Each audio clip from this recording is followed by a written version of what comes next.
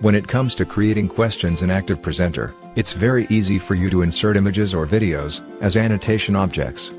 However, you will have to resize and reposition it manually after inserting. It takes time.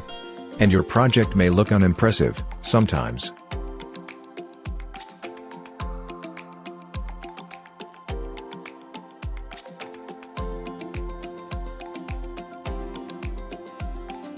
To remove undesired outcome, and optimize your work time, you can consider using Question with Media Layout.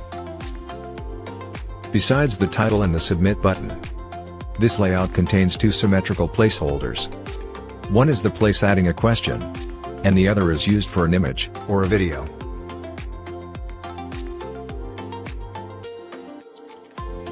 By using this layout, the newly added image or video will automatically fit the placeholder, and keep its ratio.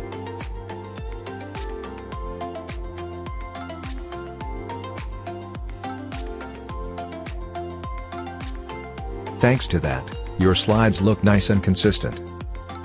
You can swap these placeholders if you want.